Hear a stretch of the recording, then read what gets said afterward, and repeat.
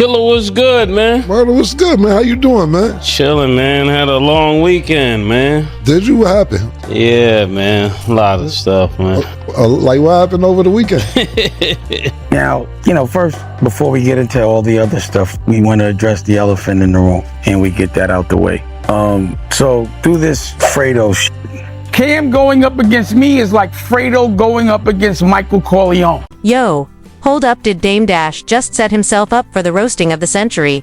Or is the internet collectively losing its mind? Because if you thought you'd seen bold interviews before, you haven't witnessed this one yet. Picture this. Two legends, Mase and sitting back with the calmest energy imaginable while Dame Dash casually drops claims that sound bigger than the moon, only for those claims to be shredded line by line in real time. You ever watch someone destroy their own credibility with zero effort on your part? That's what just happened. The streets are buzzing, Twitter's on fire, and the comment sections are officially a battlefield. We're talking about recycled stories, inflated ego, and historical flexes that don't hold up under even a casual glance. And here's the kicker, Mase and Cam aren't yelling. They're laughing, they're pausing, they're rewinding. And every single time Dame tries to flex, it's like watching a balloon slowly get popped, hissing away all that overblown confidence. So, what actually went down in that interview? Why did this explode faster than any hot gossip we've seen this year? And how did two calm veterans turn what should have been a casual chat into a viral credibility demolition? Buckle up, because what you're about to see isn't just drama, it's a masterclass in calling out hype, history, and ego. I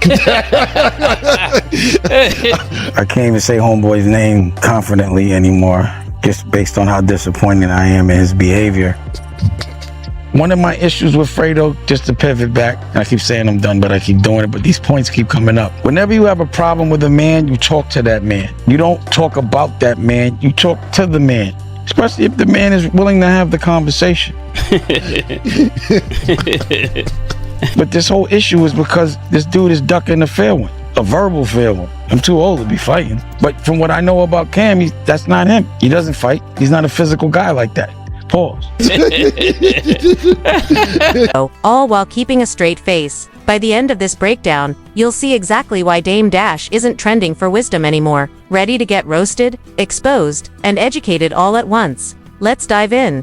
Mase and Kamran didn't walk into this interview casually. They walked into a storm that Dame Dash created with his own words, strutting up to the mic like he was about to drop gospel-level truths about hip-hop history when in reality, he was handing over a comedy script for them to tear apart. And from the very first moment, you could feel it in the air that this wasn't going to be a simple it was a credibility demolition.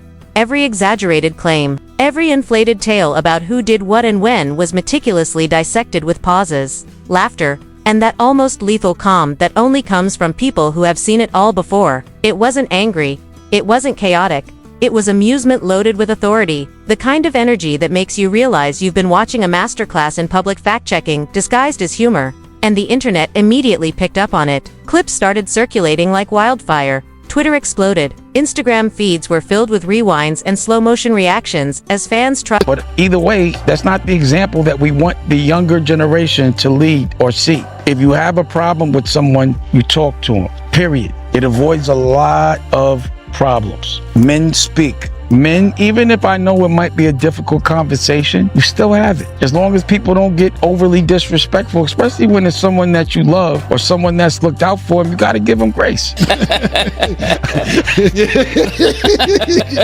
You never believe a liar when the liar calls someone else a liar. It's just like an oxymoron. You know what I mean?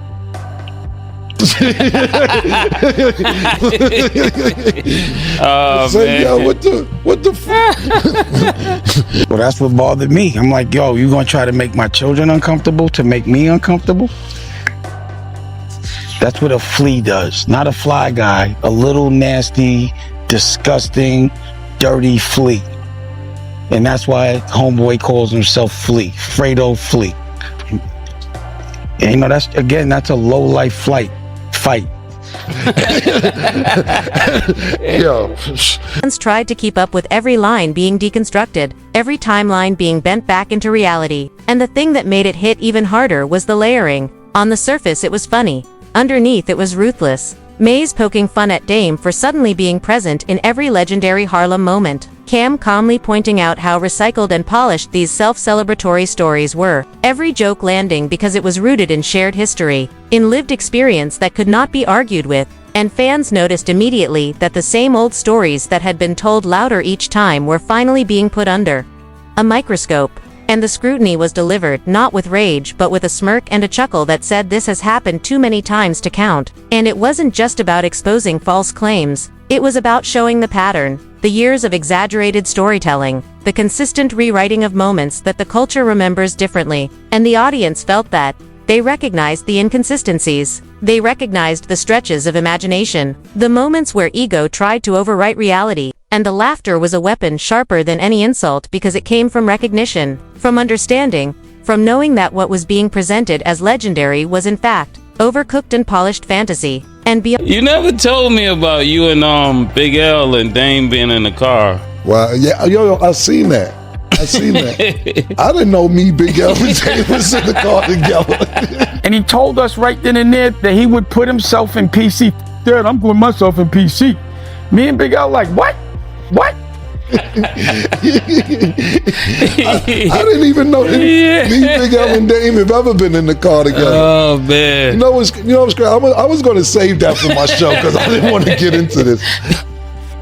So we went to the side and was like, afterwards we were laughing, but we were like, I was like, I will never hustle with him. He's a ball player and he does music. So I never really, he's a civilian. But you can't be saying you the best that ever did it in Harlem and you never sold drugs. And if you had to go to Ohio after you was a rapper, that's not the best that ever did it. How dare you say some shit like that? And beyond the humor, there was a subtle lesson in accountability, in directness, in the unwritten code of the streets that says if you have an issue, you speak to the person. You don't hide behind microphones and public forums. And when that lesson was wrapped in jokes and calm corrections, it landed harder than any fiery rant could have. Because it wasn't just about correcting Dame Dash. It was about reinforcing the idea that the culture itself keeps score and it doesn't care about feelings. It cares about facts. And Mase and Cam were holding up the mirror, reflecting years of hype versus reality, showing that when confidence is not backed by truth, it becomes comedy. And when comedy hits someone's ego directly, it doesn't just sting for a moment, it lingers, it reshapes the narrative, it changes how audiences perceive claims going forward. And by the time the first wave of clips had circulated, it was clear that this moment was no ordinary viral roast. This was a cultural correction, a lesson in humility and historical accuracy, all delivered with— Now I'm gonna say for totally, but I didn't know that it was such a liar. Like, you know how your man is your man, so you probably don't be annoyed. Like that's your man. You be like, nah, you just hate us. I didn't know this a lot like that, man. Delivered with a calm smile, a pause, and the laughter of those who have nothing to prove except the truth. And the storm was just beginning. As the interview progressed, the intensity didn't drop, it only sharpened. Because Mase and Cam had the room, the culture, and the internet watching as every claim Dame Dash made kept unraveling. It was like watching a magician reveal his own trick, while the audience applauds in disbelief. Cam casually pointing out the gaps in the timeline, Mase laughing at the self-aggrandizing flexes that now sounded ridiculous when put next to reality. And you could almost hear the collective gasp of the culture, realizing that the stories they had heard for years had been stretched, polished, and rebranded to fit a narrative that no longer— I had things that I want to say, and I think I want to talk clearly, so I'm not going to sit here and grit my teeth all day. It doesn't fit, and it's moving around when they're talking and chewing, so they have to stay closed. Mm-hmm. I don't care. Call that.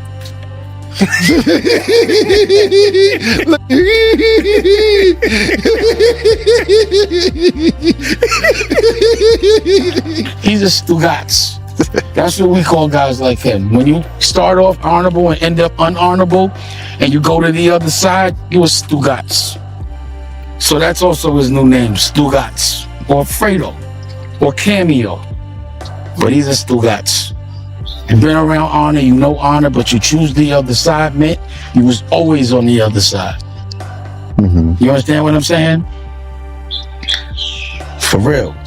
I do want to issue an apology, though, that without putting hands on nobody, without nobody physically getting harmed, without me doing any damage to anybody, family, or anything like that physically, that I mentally torture these niggas, man. Well, I'm sorry. I'm so sorry. I didn't know I do this to these niggas. That it goes on for months and years. That I mentally abuse you by just being me.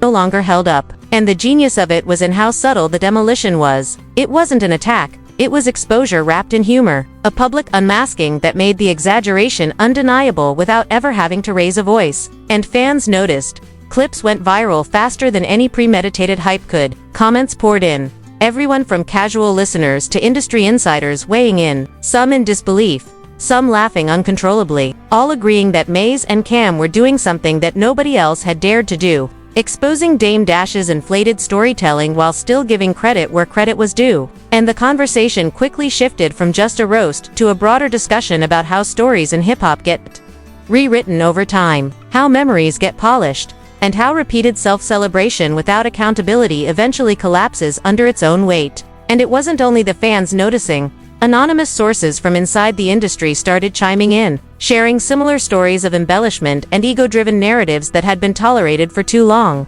Details about lavish spending, extravagant claims, and attempts to position oneself as the central figure in moments that involved dozens of people all surfaced as people connected the dots. And each revelation made the interview feel less like entertainment and more like a cultural audit, the kind of moment that forces reflection. Forces acknowledgement that credibility is earned over time and cannot be claimed with words alone. And as the laughter subsided, the weight of the correction hit, because Mase and Cam weren't just debunking, they were reshaping the way the audience perceived legacy, reminding everyone that confidence without accuracy is a recipe for humiliation, and the aftermath began immediately. Social media exploded with breakdowns, analyses, and heated debates about what was true and what was exaggerated. And for the first time in years, the conversation wasn't about the empire, the influence, or the hustle.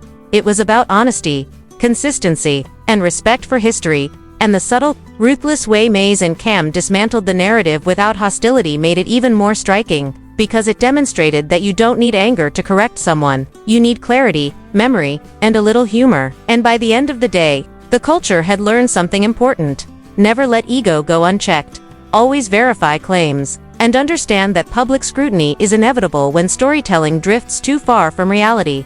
And as viewers replayed the clips, dissected each line, and shared reactions, it became clear that this wasn't just a viral moment, it was a turning point, a reminder that in hip-hop, the streets, the audience, and the culture itself hold the final authority. And Mase and Cam had just reminded everyone exactly how powerful that truth could be.